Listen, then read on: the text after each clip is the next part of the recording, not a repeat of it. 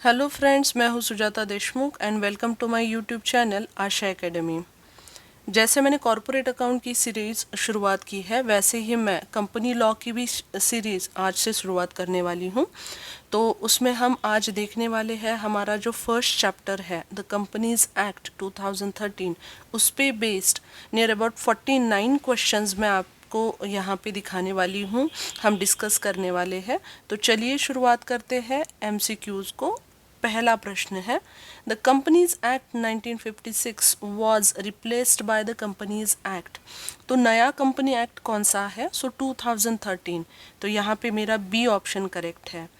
Next one, the new company act contains 29 chapters, 470 sections and dash schedules. ये सारे option हैं। Examiner यहाँ पे आपको चैप्टर्स भी एमसीक्यूज़ में पूछ सकता है, सेक्शंस कितने हैं वरना शेड्यूल्स कितने हैं। तो सारा मैंने यहाँ पे इंक्लूड किया है। तो यहाँ पे 7 शेड्यूल्स है, ऑप्शन मेरा ए करेक्ट है।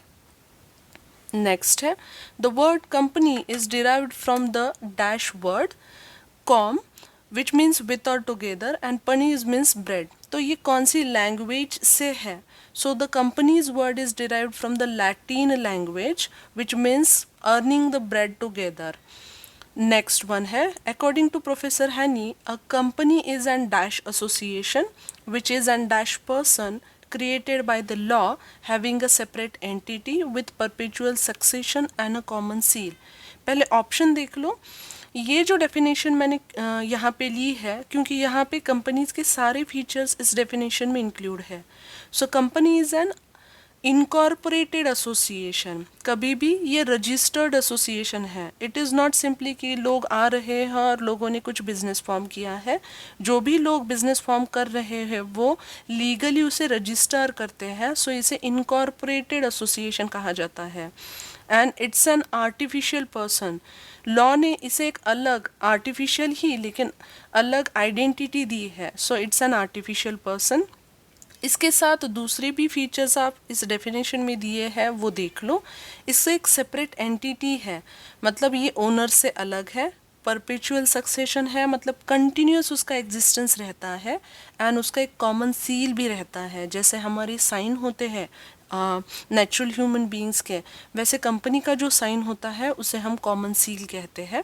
तो यहाँ पे incorporated association and artificial person, ये ऑप्शन वरना ये ऑप्शन करेक्ट है। तो यहाँ पे ए ऑप्शन मेरा करेक्ट होगा। Next one, the new company act has given dash new definition. कितने न्यू डेफिनेशन दिए हैं? तो 33 new definition is given by the new companies act 2013। Next है, when shareholder is not liable personally, directly or indirectly, for any obligation of the company arising out of any contract or otherwise is termed as। जहाँ पे share holders अगर कोई भी company की liability है, वो एक पर्सनली वो कंपनी की कोई भी लाइबिलिटी के लिए लाइबल नहीं रहता, जो उसने ऑब्लिगेशन दिया है उससे ज़्यादा, तो उसे क्या कहा जाता है? जब भी सिर्फ उसका ऑब्लिगेशन है वरना जब भी उसने सिर्फ जो प्रॉमिस किया है उससे आगे वो नहीं जाता, तो वहाँ पे कहा जाता है इट्स अ लिमिटेड लाइबिलिटी। मतलब कंपनी का कितना भी ब्याज देना हो, कंपनी का कुछ भी लाइबिलिटी देना हो, लेकिन शेयर होल्डर सिर्फ उसके शेयर्स के लिए वरना गारंटी के लिए जितना उसने दिया है उसने उतने ही अमाउंट के लिए वो लाइबल होता है। So this is called as a limited liability. यहाँ पे ऑप्शन सी करेक्ट है। नेक्स्ट है, unlike a natural person company never dies is called as, this concept is called as, so company is having a continuous existence, company कभी भी मरती नहीं है, though the directors change, though the share holders change, so it is called as a perpetual succession. तो यहाँ पे B option मेरा correct है। नेक्स्ट है, the shares of dash limited companies are freely transferable. ये सारे ऑप्शन है। तो यहाँ पे जो पब्लिक लिमिटेड कंपनी होती है उनके शेयर्स फ्रीली ट्रांसफरेबल होते हैं, एक से दूसरे व्यक्ति को वरना दूसरे ऑर्गेनाइजेशन को हम ये ट्रांसफ़र कर सकते हैं। तो यहाँ पे ऑप्शन ए करेक्ट है। नेक्स्ट है, dash is the artificial signature of the company. ये सारे ऑप्शन है। तो यहाँ पे कंपनी की आर्टिफिशियल जो सिग्नेचर होती है उसे हम कॉमन सील कहते हैं। तो सी ऑप्शन यहाँ पे करेक्ट है। 10th question, companies which were incorporated under a special charter granted by the king or queen are known as. ये सारे ऑप्शन है, तो उसे किंग कंपनी वगैरह नहीं कहते, लेकिन उसे हम चार्टर्ड कंपनी कहते हैं, क्योंकि under one charter it is issued और इट इज़ फॉर्म्ड. तो यहाँ पे डी ऑप्शन मेरा करेक्ट है. Bank of England, which is formed in the 1994, East India Company, which is formed in the 1600, are the examples of dash companies. तो ये सारे under the charter of Queen is formed, so it is called as a chartered company. मेरा option B correct है. Next है, those companies which are incorporated by a special act of parliament or state legislature are known as. तो जो भी किसी under one particular act, कोई भी act है और वो पास करने के बाद उस एक्ट के जो प्रोविजंस है उसे फुलफिल करने के लिए जो कोई कंपनी फॉर्म की जाती है उसे हम स्टैट्यूटरी कंपनी कहते हैं. By law it is formed. तो यहाँ पे आप इतना ही ध्यान में रखो, अगर उसके लिए कुछ स्पेशल एक्ट पास किया है जैसे इंश्योरेंस के लिए है तो उसे हम स्टैट्यूटरी कंपनी कहते हैं. नेक्स्ट है, Bank of India, Life Insurance Corporation of India, UTI are the examples of. तो ये सारे अंडर स्पेशल एक्ट, अलग अलग एक्ट्स है इन सारे कंपनीज के लिए. तो ये किसके एग्जांपल है? तो मैंने जैसे कहा, अगर कोई पर्टिकुलर एक्ट के अंडर कोई कंपनी फॉर्म की जाती है तो उसे हम स्टैट्यूटरी कंपनी कहते हैं. तो ऑप्शन मेरा डी करेक्ट है. नेक्स्ट है, dash companies is exempted from using the word limited in its name. तो कौन से ऐसी कंपनी है जो लिमिटेड नहीं यूज़ करती? तो स्टैट्यूटरी कंपनी को लिमिटेड वर्ड यूज़ करने के लिए कंपलसरी नहीं है. सो ऊपर ही क्वेश्चन नंबर 13 में ही मैंने दिखाया है, बैंक ऑफ इंडिया लिखते हैं, बैंक ऑफ इंडिया लिमिटेड नहीं लिखते, because they are the statutory companies. तो यहाँ पे स्टैट्यूटरी कंपनीज को लिमिटेड वर्ड एग्जम्प्टेड है, वरना वो यूज़ नहीं कर सकते वो. नेक्स्ट है, companies formed and registered under the Companies Act 2013 और any existing companies act are known as. किसी कंपनीज एक्ट में रजिस्टर की हुई कंपनी को हम रजिस्टर्ड कंपनी कहते हैं. तो बी ऑप्शन करेक्ट है. तो अभी का फिलहाल का 2013 का एक्ट है, उससे पहले 1956 का था, उससे पहले भी बहुत सारे एक्ट थे.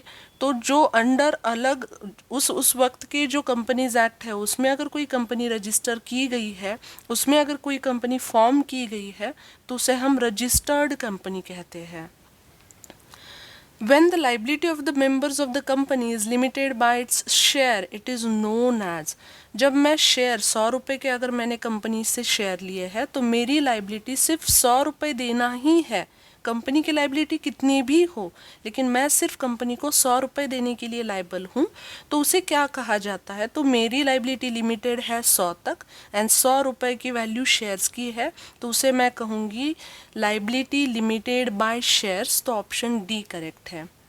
नेक्स्ट है, when the liability of a members is limited to the guarantee by the members to contribute to the assets of the company in the events of its winding up is known as. तो winding up के वक्त मैंने जितनी भी guarantee दी है, वरना जो भी मैंने गारंटी दी है कंपनी को, उसे कहा जाता है my liability is limited to the guarantee और it's limited by my guarantee. तो यहाँ पे ऑप्शन मेरा बी करेक्ट है. नेक्स्ट देख लो आप, when the liability of a members of the company is unlimited it is known as. तो India में अनलिमिटेड कंपनीज को परमिशन नहीं है, लेकिन जो जहाँ पे अनलिमिटेड लाइबिलिटी मतलब क्या होता है, मैंने कितने भी शेयर्स ले लिए हो, वरना कितने भी गारंटी दे दी हो, अगर कंपनी की लाइबिलिटी पूरी मैं पेमेंट नहीं कर सकती एसेट से, तो मेरी पर्सनल लाइबिलिटी भी वहाँ पे बेची जा सकती है. पर्सनल जो एसेट्स है वो भी वहाँ पे लाइबल है. तो ये सारे उसको हम, ये सिचुएशन को हम कहते हैं अनलिमिटेड लाइबिलिटी. तो यहाँ पे unlimited liability company option correct है, तो सी करेक्ट है. Except one person company a private company should have minimum dash and maximum dash number of members. कितने मेंबर्स रहने चाहिए? तो one person company is also private company and हमें पता है वन पर्सन कंपनी में सिर्फ एक आदमी रहता है, लेकिन जो वन पर्सन छोड़ के दूसरी सारी प्राइवेट कंपनीज है उसमें मिनिमम 2 मेंबर्स रहने चाहिए एंड मैक्सिमम 200, नए कंपनी एक्ट ने वो नंबर अभी 200 कर दिया है, सो ए ऑप्शन यहाँ पे करेक्ट है। Next, a public limited company should have minimum dash and maximum dash number of members. तो जैसे प्राइवेट का हमने देखा है 2 एंड 200 मेंबर्स, तो यहाँ पे कोई भी पब्लिक लिमिटेड अगर मुझे स्टार्ट करनी है तो वो मिनिमम नंबर 7 है एंड मैक्सिमम अनलिमिटेड है, मैं कितने भी मेंबर ले सकती हूँ, तो यहाँ पे मेरा बी ऑप्शन करेक्ट रहेगा। Next, a private company should have rupees dash as a minimum paid up capital. तो अभी जो प्राइवेट कंपनी का मिनिमम पेड अप कैपिटल है वो सिर्फ 1 लाख रुपए रहना चाहिए, कम से कम 1 लाख तो आपका कैपिटल रहना चाहिए। Next, a small company is a private company whose paid up capital is not more than rupees dash lakhs। So small company जो भी होती है वो हमेशा प्राइवेट कंपनी ही होती है, लेकिन स्मॉल कंपनी का ज़्यादा से ज़्यादा कैपिटल कितना रहना चाहिए, तो यहाँ पे सी ऑप्शन करेक्ट है। 50 लाख से ज़्यादा कैपिटल रहेगा तो हम उसे स्मॉल कंपनी नहीं कहेंगे, 50 लाख से कम जो है उसे ही हम स्मॉल कंपनी कहते हैं। A public company shares are easily transferable, ये ट्रू है या फॉल्स है? तो जैसे कि मैंने पहले ही कहा है, private company is having a ban on a transfer, means the shares of a private company are not transferable, whereas public company shares are easily transferable. I can transfer it from one person to another, one shareholder to another. So this statement is true. Next, 1 person company is a private company, तो 1 person company हमेशा private ही रहती है, तो अगर true false पूछा गया है तो ट्रू ऑप्शन करेक्ट है यहाँ पे। Next, 1 person company have dash person as a member, कितने पर्सन रहने चाहिए, तो उसके नाम में ही है 1 member, so C option correct है। नेक्स्ट है, public companies name must end with the word limited, ये करेक्ट है या नहीं?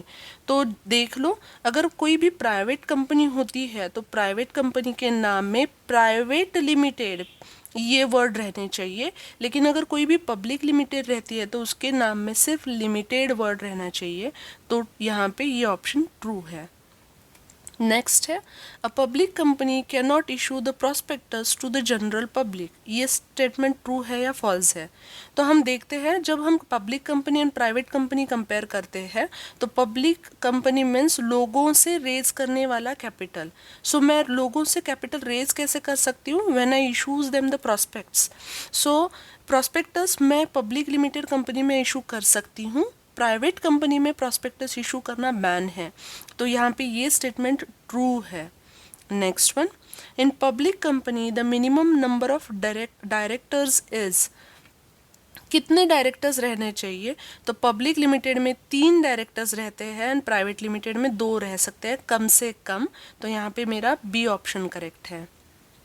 Next, for conversion of public limited to private limited approval of dash is required, अगर मेरी पब्लिक लिमिटेड कंपनी है और मुझे प्राइवेट लिमिटेड बनानी है तो it's a big decision, so approval of central government is needed, so C option correct है। Next, dash company is a company having a hold over the other company और who controls the other company, तो इन सारे options में यहाँ पे holding company is the correct option, क्योंकि holding company holds the control on a shares और directorships of other company, so उसे हम होल्डिंग एंड सब्सिडियरी कहते हैं, तो यहाँ पे बी ऑप्शन मेरा करेक्ट है। Next one, a holding company should at least have dash percentage of voting powers in subsidiary company to hold the control। अभी हमने कहा कि एक कंपनी दूसरे कंपनी पे होल्ड करती है, कंट्रोल करती है, लेकिन कंट्रोल वोटिंग से वरना बोर्ड ऑफ डायरेक्टर की मेंबरशिप से भी रह सकता है। वोटिंग से अगर मुझे दूसरे कंपनी को कंट्रोल करना है तो उसके लिए मुझे कितने परसेंटेज शेयर उस दूसरे कंपनी में, मतलब सब्सिडरी कंपनी में रहने चाहिए, तो 50% से ज़्यादा, ये ऑप्शन करेक्ट है। मतलब 50% से ज़्यादा अगर आपके पास उस कंपनी के शेयर्स है तो वोटिंग आपके पास ज़्यादा है, so you can control the controlling of subsidiary company और you can control the working of subsidiary company. Next one, the company on which another company has a significant influence but which is not a subsidiary is called as dash company। मतलब influence रहता है, 50% से ज़्यादा shares नहीं है, लेकिन मेरा उस कंपनी पे इन्फ्लुएंस है, तो उसे क्या कहा जाएगा? तो उस दूसरी कंपनी को एसोसिएट कंपनी कहा जाता है, तो डी ऑप्शन करेक्ट है। The company which is formed for future projects or to hold an assets or intellectual property have no significant transaction is termed as dash company. तो ये सारे option हैं। तो यहाँ पे देख लो, जो कंपनीज फ्यूचर प्रोजेक्ट्स के लिए वरना फ्यूचर राइट्स के लिए फॉर्म की जाती है, फॉर्मेशन वरना प्रिलिमिनरी एक्सपेंसेस छोड़ के बाकी, वरना ब्रोकरेज वगैरह ये छोड़ के बाकी कुछ उसमें बिग ट्रांजेक्शन्स नहीं होते, सो ऐसे कंपनीज को हम डॉर्मेंट कंपनी कहते हैं। ये 2013 के एक्ट में उसे अलाउ किया गया है, तो यहाँ पे ए ऑप्शन करेक्ट है। Next question, a company who is not in a position to pay its outstanding debts within 30 days of the notice from its secured creditors is termed as dash company। यहाँ पे सारे points मैंने उस company के cover किए हैं। तो पहला है वो अपने जो डेब्ट्स है, आउटस्टैंडिंग डेब्ट्स है, वो देने के लिए वो एबल नहीं है। दूसरा है सिक्योर्ड क्रेडिटर ने उसके लिए नोटिस देनी चाहिए, और वो नोटिस आने के बाद if I am not able to pay my debts within 30 days then law मुझे सिक कंपनी कहता है। सो यहाँ पे ऑप्शन सी करेक्ट है। नेक्स्ट है, Dash company is a company which has any of its securities listed on any recognized stock exchange। तो जिस भी कंपनी के कोई भी सिक्योरिटीज, शेयर्स, स्टॉक कुछ भी अगर कोई लिस्टेड स्टॉक एक्सचेंज में रजिस्टर्ड है तो उसे हम लिस्टेड कंपनी कहते हैं, तो ऑप्शन ए करेक्ट है। नेक्स्ट है, the company which has a business in India but incorporated outside India is called as dash company. तो जो भी आउटसाइड इंडिया में रजिस्टर्ड है तो उसे हम फॉरेन कंपनी कहते हैं, तो सी ऑप्शन करेक्ट है। फॉरेन कंपनी में एक चीज़ ध्यान में रखो, उस कंपनी का यहाँ पे मेरे बिजनेस में वरना इंडिया में वर्किंग हो सकता है, लेकिन उसका इनकॉर्पोरेशन इंडिया में नहीं हुआ है, इसीलिए हम उसे फॉरेन कंपनी कहते हैं। Next one, an associate company is a company when other company holds %% of its total capital. तो होल्डिंग कंपनी के लिए 50% से ज़्यादा रहने चाहिए, तो यहाँ पे एसोसिएट कंपनी डिक्लेयर करने के लिए 20% चाहिए, तो यहाँ पे बी ऑप्शन मेरा करेक्ट है। नेक्स्ट है, as per new companies act every companies financial year should start from this and should end on this. So क्या स्टार्टिंग एंड एंडिंग डेट है? तो हमें सब पता है, क्योंकि हम सबको पता है, क्योंकि हम फाइनल अकाउंट बनाते हैं, तो कंपनी का फाइनल अकाउंट हम 31 मार्च को ही बनाते हैं, एंड 31 मार्च को अगर फाइनल अकाउंट बनाते हैं ऑटोमेटिकली मेरा ईयर स्टार्ट होता है 1 अप्रैल। तो यहाँ पे 1 अप्रैल से कंपनी की शुरुआत, फाइनेंशियल ईयर शुरुआत होता है, एंड 31 मार्च को वो एंड होना चाहिए, तो यहाँ पे ए ऑप्शन मेरा करेक्ट है। Maximum number of members in a private company has been changed from 52। तो हमें ऑप्शन तो पता है कि ज़्यादा से ज़्यादा प्राइवेट कंपनी के मेंबर 200 रहने चाहिए, लेकिन ये क्वेश्चन क्यों है? यहाँ पे डी ऑप्शन करेक्ट है, लेकिन क्वेश्चन क्यों है? पहले का जो एक्ट था 1956 उसमें वो लिमिट, ज़्यादा का लिमिट 50 था, उसे अभी 200 किया गया है। Minimum is the 2 members I required, और minimum 2 members I required to start my company as a private company, लेकिन ज़्यादा से ज़्यादा अभी वो 200 मेंबर मैं ले सकती हूँ। नेक्स्ट 40th क्वेश्चन है, as per new company act the preference share holders having a right to vote if the dividend is in arrears for dash और मोर ईयर्स। तो प्रेफरेंस शेयर होल्डर्स को voting right नहीं रहता, ये हमें पता है, लेकिन किसी भी प्रेफरेंस शेयर होल्डर्स के अगर डिविडेंड एरियर्स में है पिछले 2 साल वरना 2 साल से ज़्यादा, तो उनको नए कंपनी एक्ट ने कहा है you have a right now for the voting. So यहाँ पे बी ऑप्शन मेरा करेक्ट है। नेक्स्ट है, company secretary has bin included in the definition of key managerial personnel. ये स्टेटमेंट करेक्ट है या नहीं? तो की मैनेजरियल पर्सोनेल जो नया एक्ट है 2013, उसमें की मैनेजरियल पर्सोनेल ये कॉन्सेप्ट लाई है, तो उसमें कंपनी सेक्रेटरी भी की मैनेजरियल पर्सोनेल में है, तो ये स्टेटमेंट मेरा ट्रू है। Next, a person can hold a directorship of maximum dash companies. तो एक आदमी ज़्यादा से ज़्यादा कितनी कंपनीज के डायरेक्टरशिप ले सकता है? तो वो लिमिट 20 है, तो यहाँ पे सी ऑप्शन करेक्ट है। नेक्स्ट है the corporate social responsibility committee has been mandatory to the company having net worth of rupees dash crores और more during any financial year. तो यहाँ पे मैंने सारे मतलब बहुत सारे पॉइंट्स हैं वहाँ पे, नेटवर्थ है, टर्नओवर है, वरना नेट प्रॉफिट है। मैंने नेटवर्थ का पॉइंट लिया है। किसी भी कंपनी को अगर किसी भी साल में, पिछले वरना इस साल में, कौन से भी साल में अगर 500 करोड़ से 500 करोड़ वरना 500 करोड़ से ज़्यादा नेटवर्थ मतलब मेरे प्योर जो एसेट्स है उनका वैल्यूएशन अगर 500 करोड़ वरना उससे ज़्यादा हुआ है तो यू आर और you must be form the corporate social responsibility committee. मतलब ये it is mandatory by law now, आपको वो करना ही पड़ेगा। तो नेट वर्थ वहाँ पे 500 करोड़ है तो वो आपको ध्यान में लेना है। नेक्स्ट है company formed for the welfare of the social reason like education और sports and to whom approval from the government is necessary, such companies are called as. So ऐसे कौन सी कंपनी है जो सोशल पर्पज़ के लिए form की जाती है, जैसे एजुकेशन में स्कॉलरशिप हो, स्पोर्ट्स के लिए मोटिवेशन हो, वरना रिलीजियस पर्पजेस के लिए हो। और ऐसी कौन सी कंपनी है जो फॉर्म करने के लिए मुझे सेंट्रल गवर्नमेंट की परमिशन लेनी पड़ती है। सो उसे हम कहते हैं चैरिटेबल कंपनी। तो ऑप्शन सी करेक्ट है। तो चैरिटेबल कंपनी मतलब सोशल रीजन वरना सोशल पर्पज़ फुलफिल करने के लिए, and approval is must there. So ये दो अगर क्राइटेरिया फुलफिल किए so my company can be called as a charitable company. Next one person company is required to hold annual general meeting, correct है या false है। तो ये true और फॉल्स है। तो कोई भी वन पर्सन कंपनी को एनुअल जनरल मीटिंग लेने की ज़रूरत नहीं क्योंकि वहाँ पे वन मेंबर होता है। तो ये स्टेटमेंट फॉल्स है। नेक्स्ट है a company binds to comply corporate social responsibility shall spend in every financial year at least dash percentage of average of net profit of last 3 years। तो again मैंने यहाँ पे ज़्यादा से ज़्यादा इंक्लूड करने का ट्राई किया है। तो सबसे पहले जिस भी कंपनी को कॉर्पोरेट सोशल रिस्पॉन्सिबिलिटी फुलफिल करनी होती है, तो हमने पहले ही देखा है कि जिसका नेटवर्थ 500 करोड़ से ज़्यादा है, 500 करोड़ वरना उससे ज़्यादा है। तो ऐसे कोई भी कंपनी जो कॉर्पोरेट सोशल रिस्पॉन्सिबिलिटी के क्राइटेरिया में बैठती है तो उसे कितना स्पेंड करना है। तो उसे हर साल मतलब कोई भी पिछले 3 साल का प्रॉफिट ले लो, उस प्रॉफिट के एवरेज जो प्रॉफिट आता है उसके 2%, यहाँ पे 2% ऑप्शन करेक्ट है, तो उसके 2% अमाउंट सोशल कॉज के लिए मुझे स्पेंड करनी ही होगी। ये बाय लॉ है। तो यहाँ पे 2% of average net profit of last 3 years, पिछले 3 साल का जो एवरेज प्रॉफिट है उसके 2% मुझे स्पेंड करना पड़ेगा।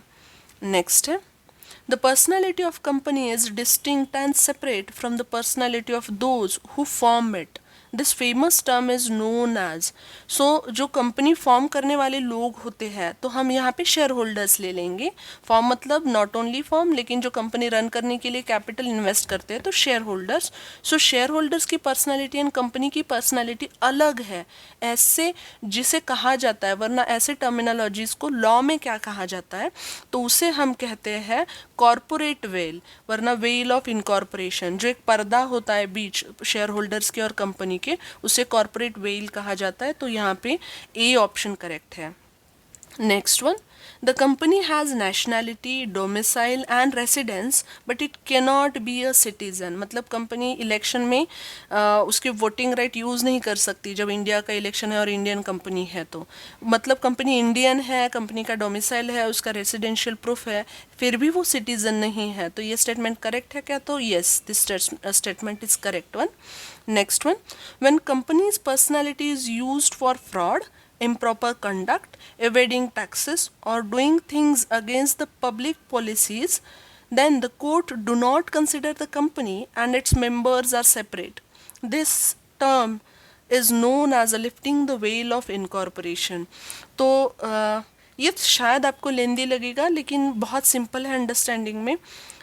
मैंने जैसे कि क्वेश्चन नंबर 47 में अभी कहा है कि company and share holders are different in the eyes of law, लेकिन अगर शेयर होल्डर कंपनी फॉर्म ही इस वजह से करते हैं कि उनका बैड इंटेंशन है, रॉन्ग इंटेंशन है, वरना कंपनी फॉर्म करने के बाद उनका मतलब they are having a illegal mottos, उनके माइंड में कुछ प्रॉपर इथिकल नहीं चल रहा है, जैसे मुझे इम्प्रॉपर कंडक्ट करने के लिए, वरना कुछ फ्रॉड करने के लिए कंपनी का नाम चाहिए, वरना टैक्सेस अवॉइड करने के लिए मैं कंपनी फॉर्म कर रही हूँ, वरना कोई भी पॉलिसी जो पब्लिक के इंटरेस्ट में है उसके खिलाफ जाके मैं कंपनी फॉर्म कर रही हूँ, तो at that time court says भाई share holders and companies are not different one.